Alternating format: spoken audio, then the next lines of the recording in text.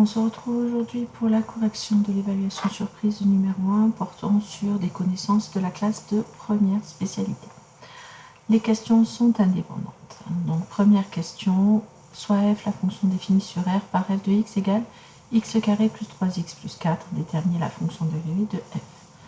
Donc on sait que la dérivée va s'écrire f' de x. La dérivée de x carré c'est 2x. La dérivée de 3x plus 4, c'est une fonction affine, c'est 3. Et donc voilà, on a terminé pour la fonction dérivée de f. Soit g, la fonction définie sur 0 plus l'infini par g de x égale 1 sur x moins 3 fois exponentielle x. Déterminer la fonction dérivée de g. Donc nous allons la noter g' de x. La dérivée de 1 sur x, c'est moins 1 sur x au carré. La dérivée de exponentielle x, c'est exponentielle x. Et étant donné qu'on a un moins 3 devant, c'est moins 3 fois exponentielle x. Et on a terminé pour la dérivée de g. Question 3. Soit la suite un définie pour tout entier naturel n par u0 égale 3, un plus 1 égale 2un moins 1. Première question, déterminer les termes u1, u2 et u3. Donc je calcule déjà u1. Pour calculer u1, je me sers du terme précédent, donc 2 fois u0 moins 1. u0 vaut 3, donc ça fait 2 fois 3 moins 1, ça fait 6 moins 1, ça fait 5. Je vais un peu plus vite pour u2, c'est 2 fois u1 moins 1, donc 2 fois 5 moins 1, ça fait 9. u3, 2 fois u2 moins 1, 2 fois 9 moins 1, ce qui fait 17. La suite est-elle arithmétique? Si elle est arithmétique, je passe d'un terme au suivant en ajoutant toujours le même nombre.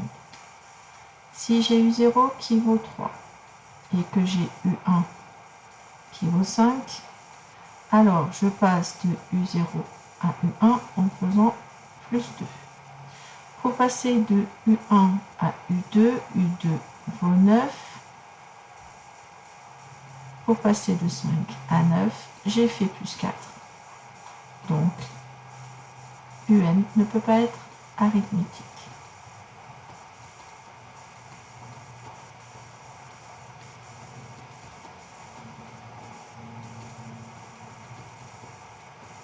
Pourquoi elle ne peut pas être arithmétique? Parce que je n'ajoute pas toujours le même nombre. Une fois c'est 2, une fois c'est 4. Voyons si elle est géométrique. Pour passer de u0 qui vaut 3 à u1 qui vaut 5, je multiplie par 5 tiers. Pour passer de u1 à u2 qui vaut 9, je multiplie par 9. Pour les mêmes raisons, je constate que 5 tiers est différent de 9 cinquièmes. Donc, la suite un n'est pas géométrique.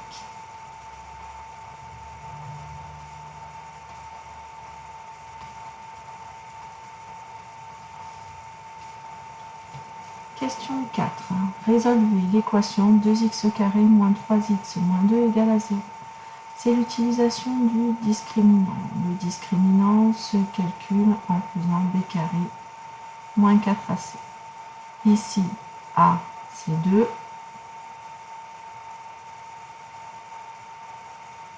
B c'est moins 3 et C c'est moins 2. Donc le discriminant vaut moins 3 au carré, moins 4 fois 2 fois moins 2, ce qui nous fait 9 plus 16, ce qui fait 25. Comme notre discriminant est positif, nous avons deux solutions. La première, moins b moins racine carrée de delta sur 2a, ce qui nous donne ici moins moins 3 moins racine carrée de 25 sur 2 fois 2, ce qui fait 3 moins 5 sur 4, ça fait moins 1 demi pour la première, et la deuxième, moins b plus racine carrée de delta sur 2a, ce qui fait moins 3 plus racine carrée de 25 sur 2 fois 2, ce qui fait 3 plus 5 sur 4, ce qui fait 2. Donc les solutions sont moins 1 demi et 2. Question 5. ABC est un triangle tel que AB égale 2, AC égale racine carrée de 3 et l'angle BAC vaut pi sur 6 radians. Calculez le produit scalaire des vecteurs AB et AC. AB scalaire AC est égal, nous avons plusieurs formules du produit scalaire, mais étant donné qu'ici on nous donne l'angle BAC, on utilise la formule qui utilise l'angle AB fois AC fois le cosinus de l'angle BAC. Ce qui nous donne 2 fois racine carrée de 3 fois cosinus de pi sur 6. Ce qui fait 2 racine carrée de 3 fois le cosinus de pi sur 6 est égal à la racine carrée de 3 sur 2, ce qui nous donne 3 comme solution. Soit dès la droite passant par le point A de coordonnées 1, 2 et de vecteur normal n de coordonnées moins 1, 3 détermine l'équation cartésienne de la droite sur D. Vous avez vu qu'une équation cartésienne de la forme ax plus by plus c égale à 0 et que n, un vecteur normal, va avoir pour coordonnées les valeurs a et b. Donc ici, notre équation D va pouvoir s'écrire moins 1x plus 3y plus c égale à 0. Le point A appartient à la droite D. Donc ça veut dire que moins 1 fois xa plus 3 fois ya plus c doit être égal à 0. Ça nous fait donc moins 1 fois 1 plus 3 fois 2 plus c égale à 0, ce qui fait moins 1 plus 6 plus c égale à 0. Donc 5 plus c égale à 0, ce qui nous donne c égale moins 5. Donc notre une équation cartésienne de D, puisqu'il y en a une infinité, ça va être moins 1x plus 3y moins 5 égale à 0. On continue avec la question 7. Plusieurs fois par jour, Julie, la puéricultrice, change le nourrisson dont elle a la charge en choisissant une couche au hasard, puis prépare un biberon en utilisant un lait qu'elle choisit au hasard également. Le stock de couches est composé de 70% de couches de la marque nouveau-né à 0,25 € l'unité, événement N, 30% de couches de la marque super sec à 0,35 € l'unité, événement S. Dans le placard de la cuisine, Julie dispose de 2 laits, Grandi Vite à 0,10 € le biberon, événement G, et Vitamax à 0,15 € le biberon, événement V. On sait qu'elle choisira 60% du temps le lait Grandi Vite lorsqu'elle a choisi les couches nouveau-né, 50% du temps le lait Grandi Vite lorsqu'elle a choisi les couches super sec. Pour tout l'exercice, on appelle séquence l'action de changer le nourrisson, puis de lui donner un biberon. Représenter cette situation par un arbre pondéré. La première chose à voir, c'est de voir par quoi commence Julie. Julie commence par changer le nourrisson. Donc, son choix va porter sur les couches. Donc, 2 choix possibles, soit nouveau-né, soit super sec.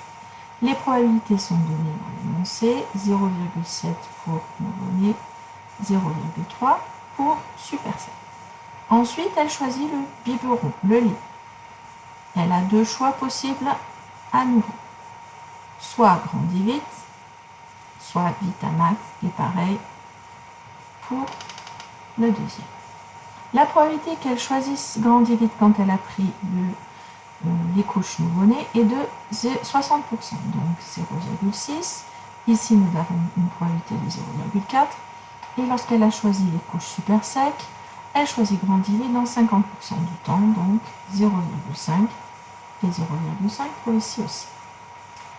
Calculer la probabilité que lors d'une séquence, la puéricultrice utilise la couche nouveau-née et le lait grandit vite. On cherche ici P de N inter G, ce qui nous donne le chemin passant par N et par G, ce qui fait donc P de N que multiplie P de G, sachant N, ce qui fait 0,7 fois 0,6, 0, donc 42. La probabilité est de 0,42. Déterminer P de S inter G. Même chose, c'est le chemin qui passe par S par G. Donc, c'est égal à P de S que multiplie la probabilité de G, sachant S. Ce qui fait 0,3 fois 0,5, ce qui fait 0,15.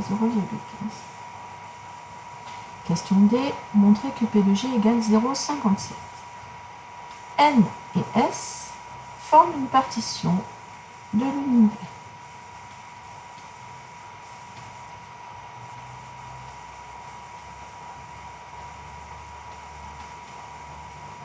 Comment on sait ça? On sait que N inter S est égal à l'ensemble vide et N union S égale l'univers. À ce moment-là, d'après la formule des probabilités totales,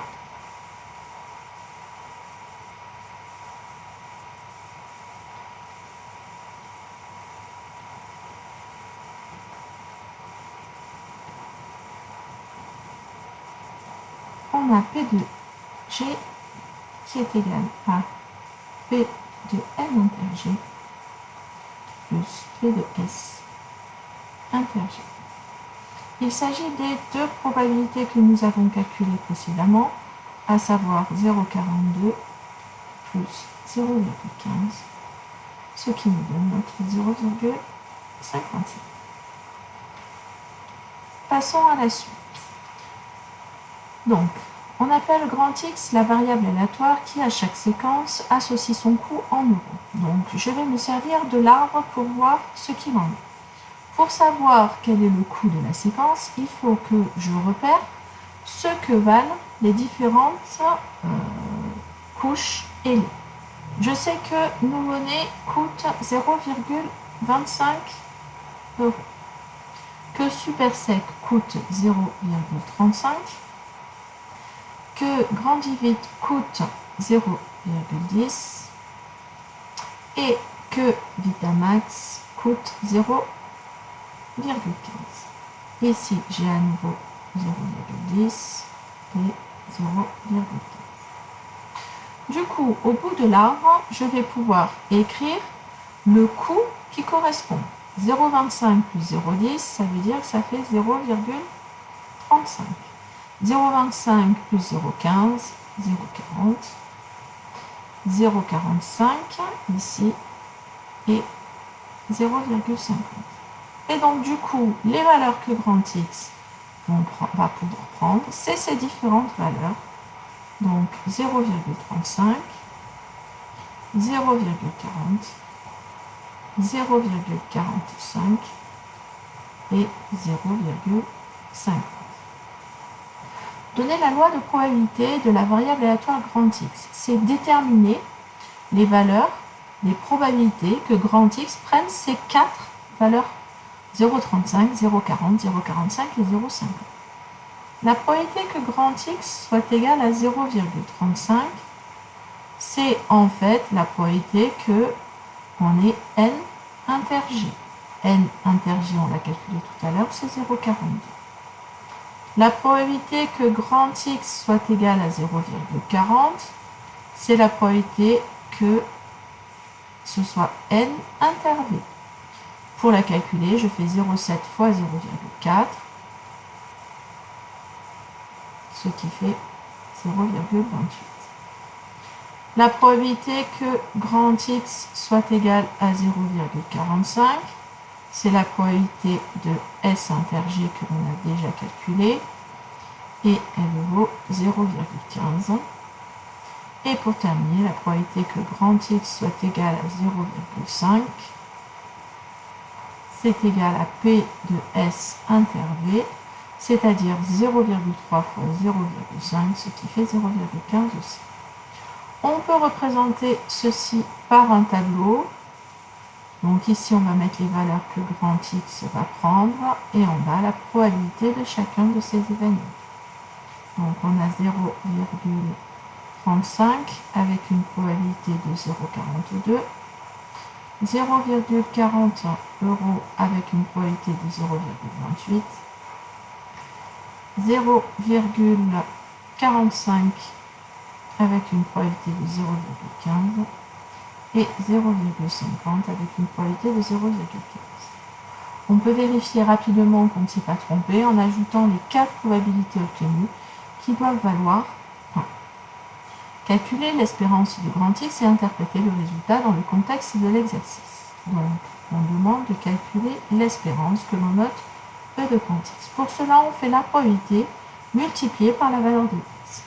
Ça fait donc 0,35 fois 0,42 plus 0,40 fois 0,28 plus 0,45 fois 0,15 plus 0,50 fois 0,15. Ce qui donne, quand on le calcule avec notre calculatrice, une valeur de 0,4015.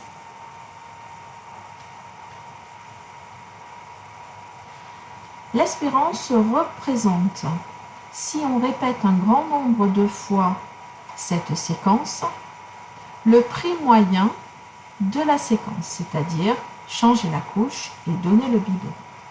Donc 0,4015 € est le prix moyen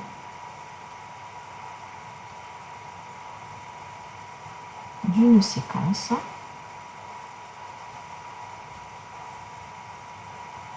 si on répète celle-ci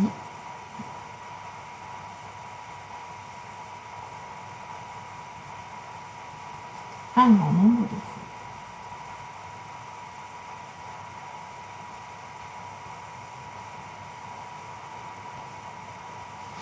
Voilà, la correction de ce devoir surprise est terminée. N'hésitez pas à me poser vos questions en classe si nécessaire et j'y répondrai avec le plus de précision possible.